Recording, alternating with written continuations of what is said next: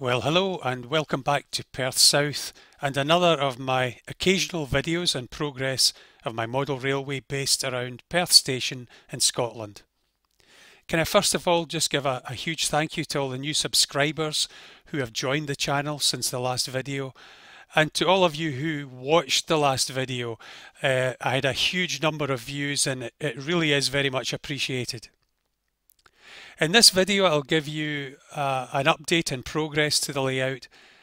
You'll see that the most obvious thing is that the platforms are now in place, but there's a number of things I did prior to the platforms, so in this video I'll take you through these and leave the platforms to the next time, and the next video hopefully will come out in a couple of weeks' time.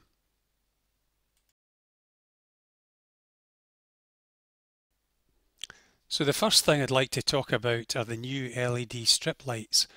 Lighting in my loft room was a bit poor in the evenings, so I decided to install some LED strips along and across the layout at various points. I was watching Jeff of Pride Parkway install some LED strips in his layout, and I've used the same type.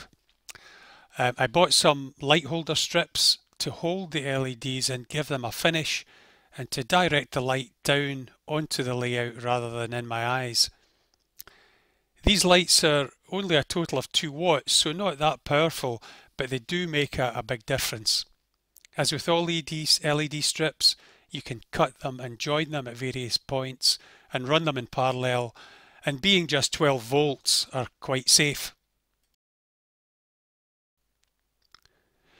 Now in the opening sequence you would see the uncouplers I've fitted around the station. These are Railcrew on-off uncouplers by Rapido trains, and they're designed to work with KD type couplings and have a big advantage over other designs in that they can be switched on and off, and in the on position don't draw any power, or at least very little power, just for the LED lights.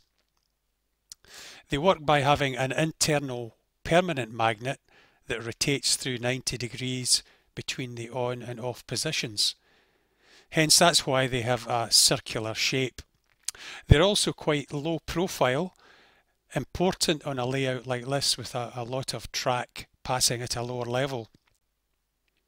For DCC operation, it is possible to get certain specific accessory decoders to operate these devices, but to be honest, I felt it wasn't worth it and decided instead just to create a few local physical control boards purely for controlling these uncouplers.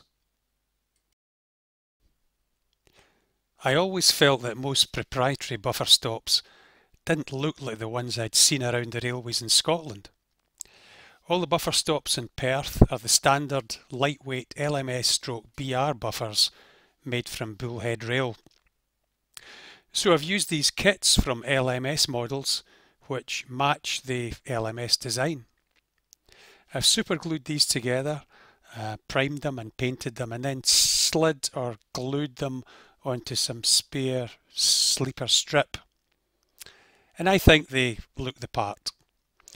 Although the buffers today in Perth are painted white and red, I suspect that in the 1960s it would only be the buffer face that would be painted, and probably not all that brightly. Lamps, of course, would have been fitted, and these are something I've yet to do. Before fixing the platforms down, I decided to spray paint the rails and sleepers with sleeper grime. This would reduce the amount of fiddly work required between the platforms after they were installed. Before doing this, I fitted cosmetic sleepers to the various gaps I'd left at the rail joints. I also cut away the excess plastic around the bearer and the tie bars at the point blades. As I was using tortoise point motors fixed to the underside of the board, these fixes weren't needed, and removing them improves the look of the points. Finally, I removed all the track pins. All the track in the scenic area is glued down, but I've used track pins to hold the track in place as the glue dried, and to make sure the track stayed to its correct alignment. So after protecting the walls of the room, I started spray painting the track. I don't have an airbrush, so used aerosol tins. I'm not sure this is a very economic way, as I probably used about four tins to cover the track in the station area. The LED lights in the uncouplers, on top of the uncouplers, were covered in blue tack, and the point blades were covered by strips of masking tape just to stop the paint getting down into the moving part of the blades. Some people use blue tack for the point blades, but I was a bit wary of putting anything sticky between the blades and risking problems afterwards. So once the paint was dried, it was removed from the rail surface using a Pico track rubber, and the track ran successfully. Well, that's all for now.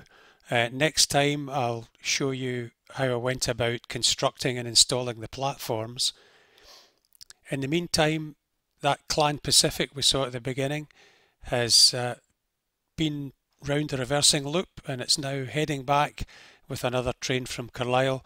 So let's watch it as it arrives back in Perth, and I'll see you next time. Thanks for watching.